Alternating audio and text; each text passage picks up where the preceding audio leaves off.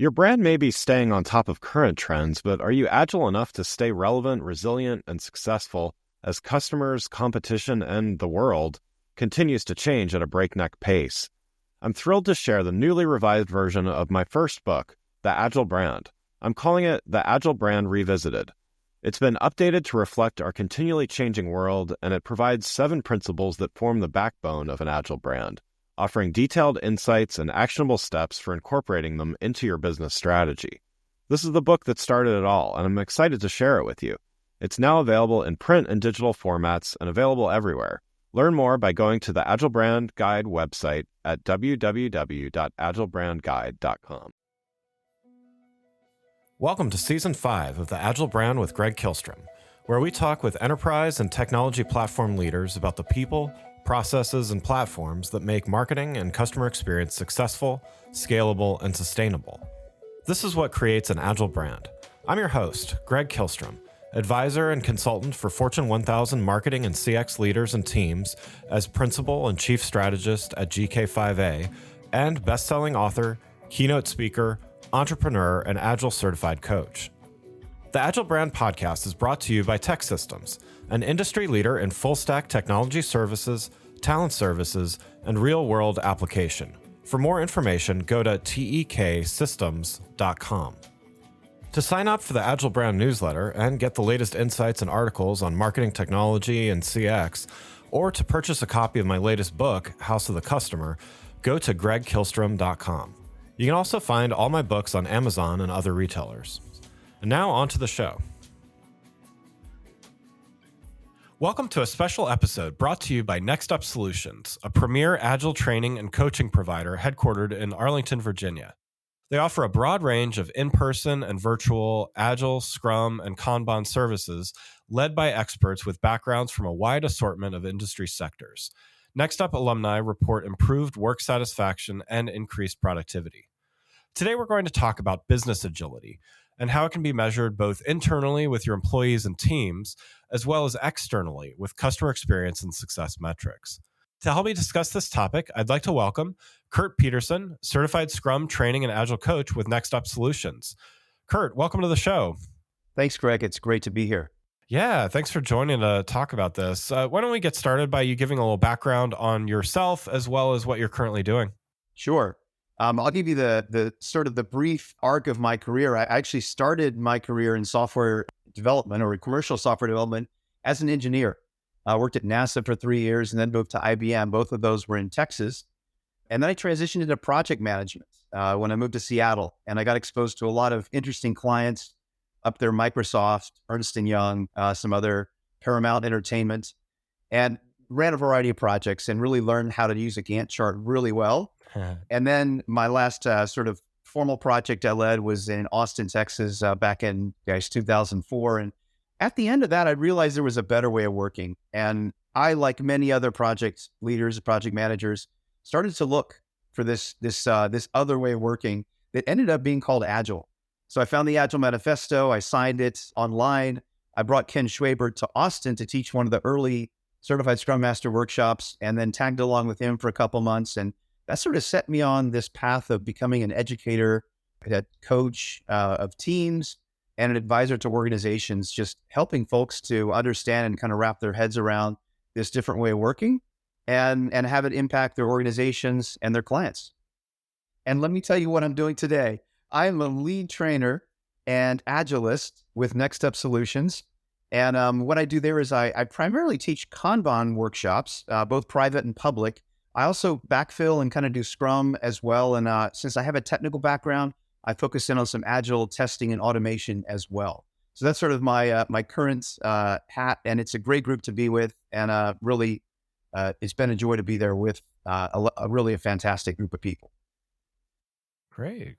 Wonderful. And so we're going to talk here today about business agility and why it's not just for IT teams. Certainly there's a lot of prevalence in those parts of the organization, but while Agile had its start in IT, and certainly in many organizations that's still where it starts, why are more organizations adopting it more broadly within the company, and what are they hoping to achieve by doing so? Yeah, it's interesting, Greg. In the early years of the Agile movement, it was, Agile sort of as a way of working or a set of practices and values definitely came in through the information technology door.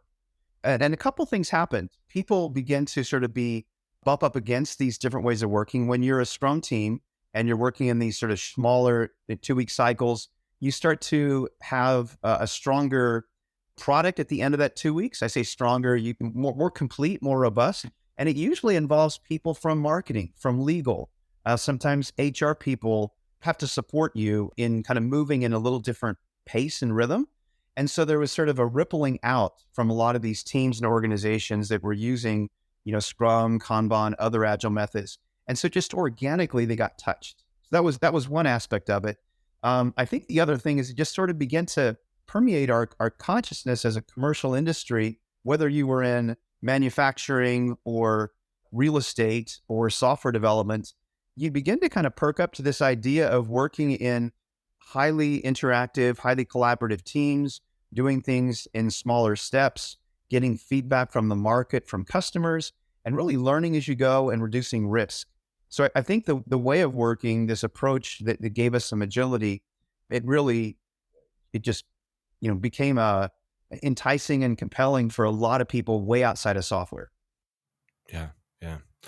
What are some of the biggest challenges and hurdles that leaders may face that want to move more towards a greater business agility? Yeah, and let me actually also define business agility. There's a number of Yeah, definitions for it. yeah, My favorite example is 3 years ago when the pandemic hit. COVID hit us in really pretty hard in March of 2020. And at the time, I was working for a company that was doing a lot of in-person training. In fact, we exclusively did.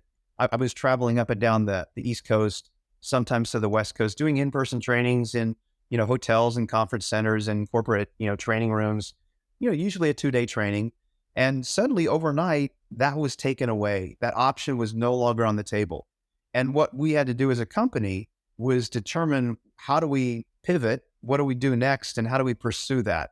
And so I like the Kanban University's definition of agility and business agility. And they say that business agility is the ability of an organization to match the pace demanded by its market.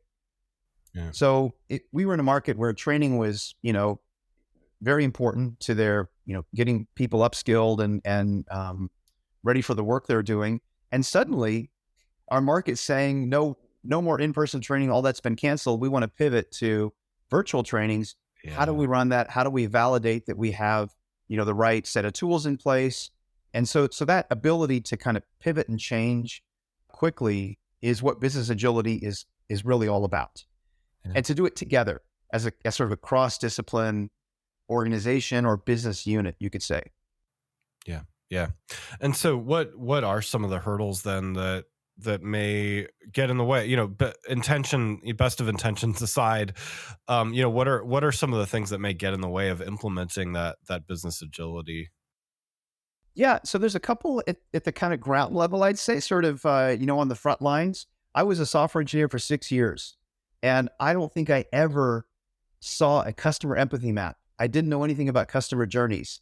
I don't even think I spoke with like an end user. And so this sort of siloed way of working where I'm in my cube, I'm doing my work based on what's been handed to me in terms of tasks or requirements or, jobs. Suddenly, if I want to be more agile, I have to collaborate, I have to communicate differently. I have to, be willing to exist with some ambiguity. And so as a leader of an organization, I think there's a challenge in just helping the workforce to embrace this different, more collaborative, more communicative way of working. It's for some people, it's very natural and they move right into it like a fish into water. Others, it's harder. So that's one thing I would say is is potentially challenging. The other one is our organizations are often optimized for efficiency. And what that means to me is that we've arranged departments and specialist areas to get really good at things like database management, or HR is really fantastic at getting candidates identified, placed, and trained in a certain realm. And so we have these silos, these visually speaking, these vertical lines in our organizations would really inform how we work, and often crossing those unseen boundaries, those invisible boundaries, can be hard because managers and directors are rewarded often on having a certain head count and performing and having the department perform optimally. And that can go against having a cross-discipline team, which is actually pulling people from many different disciplines and departments working together to deliver value.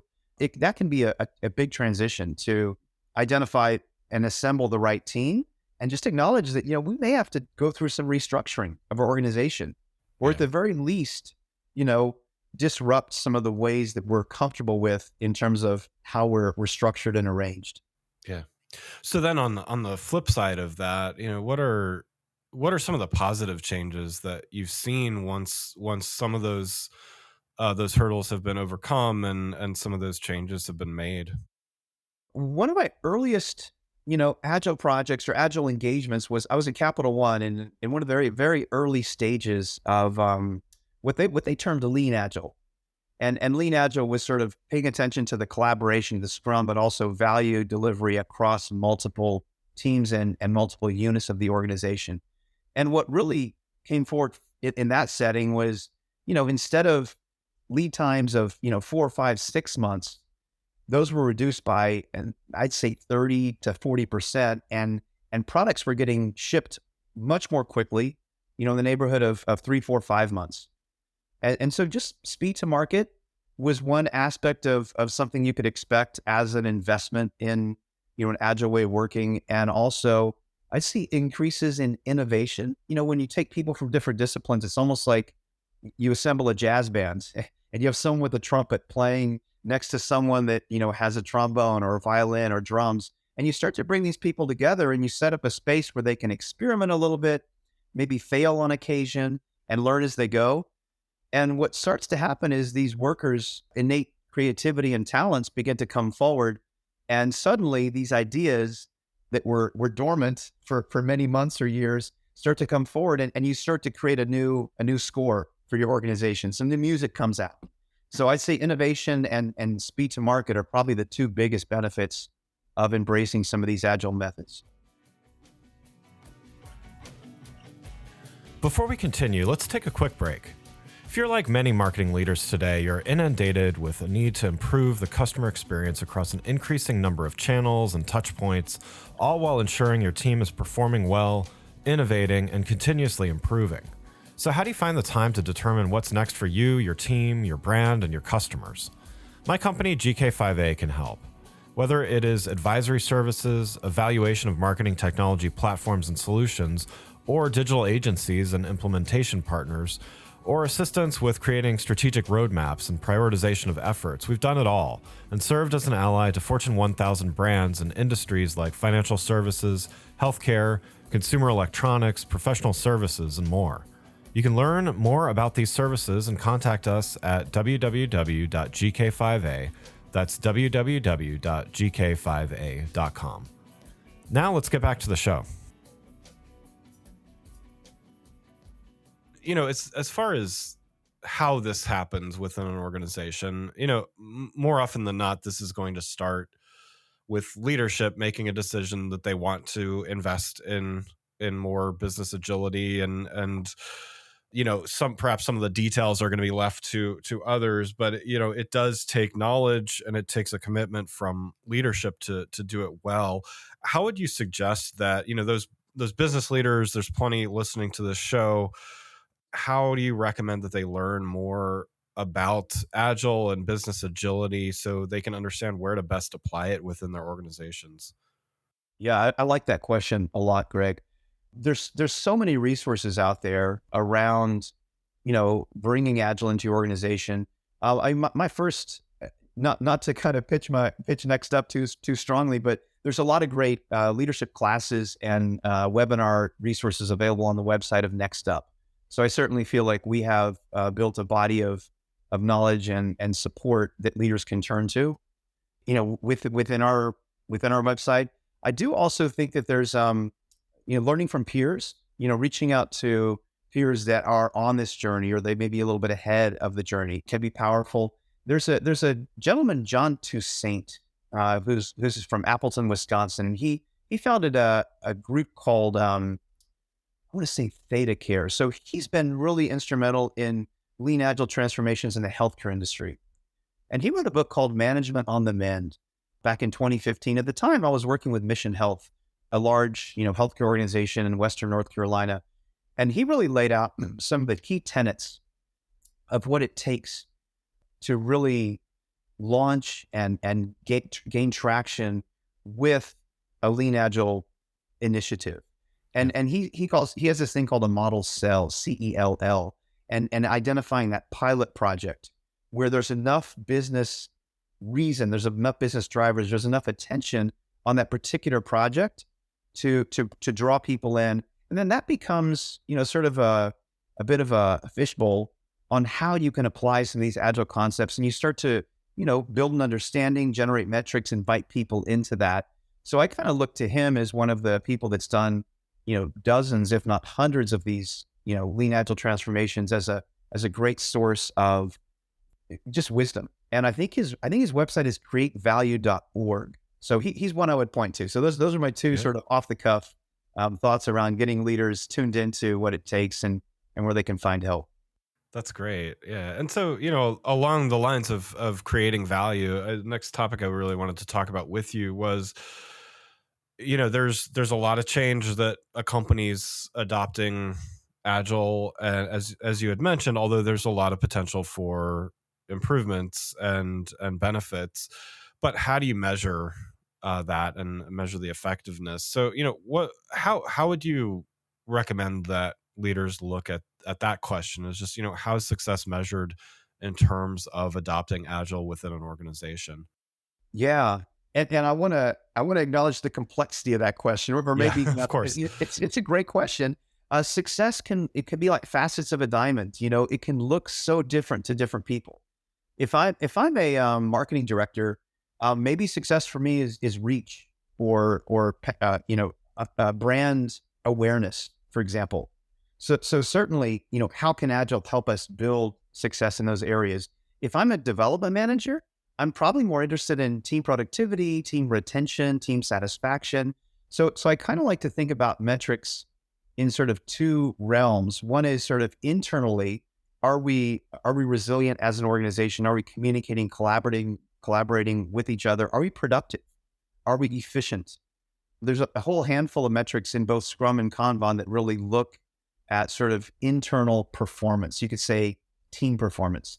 The counterpoint to that is market performance. And market performance in some ways is, a cleaner, probably more appropriate measure for gauging the return on our investment in Agile. Because at the end of the day, with business agility, you want it to move the needle in something that matters to your business leaders. We want to increase subscribers in Latin America. We want to grow our market share in Germany. We want to reduce support costs. Maybe that's more of an internal one, but maybe we want more responsive customer support. Or we want to improve the checkout pipeline experience for, people that are maybe in an area where there's slower internet connectivity. Yeah. Yeah, sure. So, my next thing I wanted to talk about was the continuous improvement aspect as well. So, it's one thing to get good metrics and everybody's excited and we're doing something new and it lasts for, 3, 6, maybe 12 months. But sustainability of those efforts and really making sure that it's continuously improving, because, one of the agile principles is certainly at least a few of them are related to continuous improvement and things like that. So how can and I guess there's a number of different aspects of why things are sustainable or not. But I think one of those would be there are vocal advocates for Agile within the organization that are there. What happens when they leave? So, what my question, I guess, is how can you move beyond this? Okay, well, there's these three people and they're all certified and they're all very excited about Agile. They move on. How does the organization really keep on that path of continuously improving and using Agile to its best effect? I love that question, Greg. It's a multi-layered question. It's a multi-level question. Certainly being aware of and attentive to individuals and their needs and their progression of career that's important to them is pretty vital. Getting them the appropriate level of training and support, having a nurturing, manager that's helping them grow and thrive, I think that is key, regardless of whether you're using, agile methods or not. I think that the big advantage of kind of an agile way of working is letting the team begin to teach itself and to fulfill its performance or fulfill its potential as a team by letting them self-manage. And that's a scary word for a lot of people. I mean, as a project manager for 7 years, really good with a Gantt chart. If you stick me in front of a group of people and tell me we're going to let them self-manage, I get really anxious. I've gotten over that, but this idea of letting teams find their way, letting them take some risks together, I think there's nothing more powerful than people stepping into that role. And then ultimately they're going to be confronted with where they limit themselves. And it's going to go back to individuals deciding they want to do better, to bring more of themselves. So Yeah. I guess I would say sustaining that improvement mindset is letting teams self-organize, allowing or leaders kind of, supporting a culture of a no blame culture and a culture of psychological safety. That would be, really important. And Yeah. then at the end of the day, individuals deciding that they wanted to do better. And that doesn't always happen. One of the earliest companies I worked at, we kind of laid out what Scrum was asking, and it asked for self-management, self-organization. And 2 team members said, that's really not for me. I'd rather be just told what to do. And I said, okay, go talk to HR and see if there's another, place where you can situate. And they did, and it worked out great. Yeah. So Yeah. Agile's not for everyone. And it asks for a lot of dedication and commitment to bringing your best every day. Yeah. Yeah. That's great. So you touched on this a little bit earlier, but I did want to talk. We talked a bit about internal measurements of success. I wanted to tie that then to the external metrics of success. And like I said, you touched on this a little bit, but I guess question for you: do you find that tying internal and external successes together can achieve better results? Like, is that your recommended way of doing that, or how do you look at that? Yeah, I think they're totally related, Greg. I mean, if you told me I want to run a marathon in 2 years and I want to place in the top 50% of that group, I'd be like, awesome. Let's start by walking down the street to the stop sign and then walking back. And let's kind of build your internal capacity with oxygen. Let's build your muscle mass. Let's get in the gym. Let's do some lifting. Let's get cardio going, maybe 3, 4, 5 times a week. So you're not going to achieve that outer goal without some internal investment. So I see there's definitely, you take top athletes, there's a strong correlation between their dedication to doing things on their training appropriately and their performance on game day. And I think similarly, when you're out to pursue, a new market opportunity, when you're trying to capture share in a brand new market, there's going to be a direct connection and tie back to how well your people are collaborating, swarming on work, how quickly they take something from a backlog and move it into a completed state. Is it 2 weeks, 4 weeks, 6 weeks? So I think there's a strong correlation between those 2 things.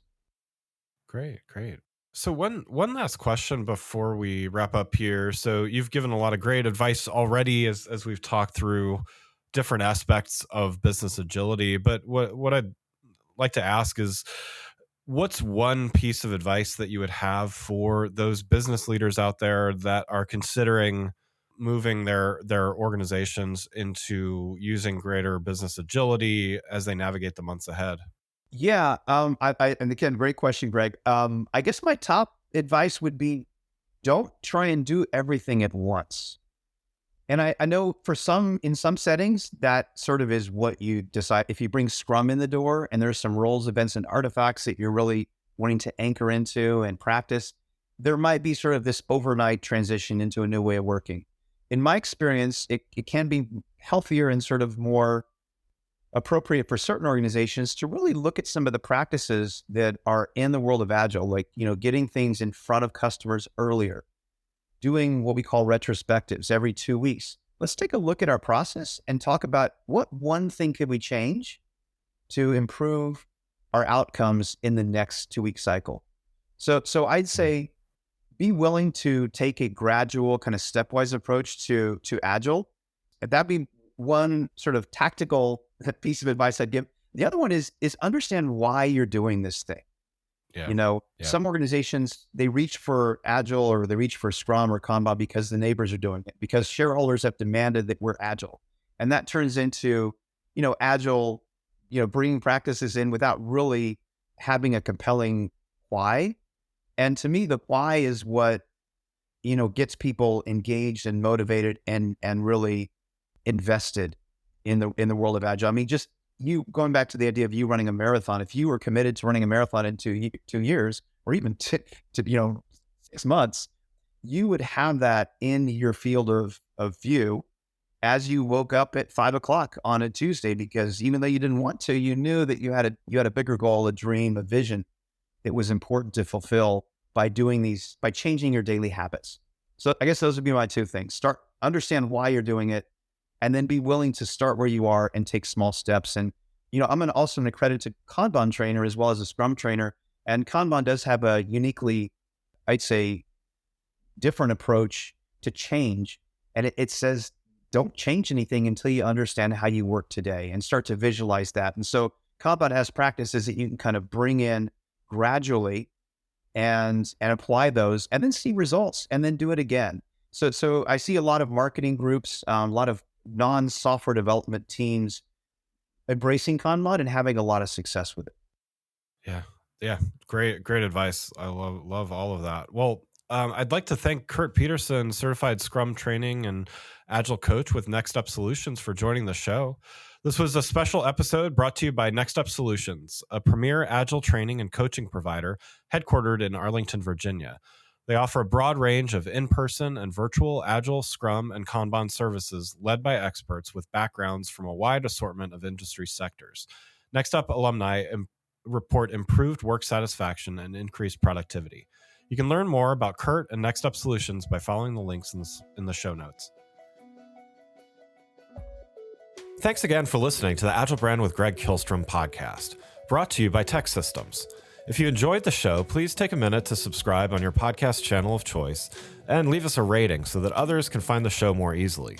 You can access more episodes of the show at www.gregkihlstrom.com. That's GregKihlstrom.com. To get a copy of my latest book, House of the Customer, visit my website, or you can find it on Amazon or other retailers. The Agile Brand is produced by Missing Link, a Latina-owned, strategy-driven, creatively fueled production co-op. From ideation to creation, they craft human connections through intelligent, engaging, and informative content. Until next time, stay agile.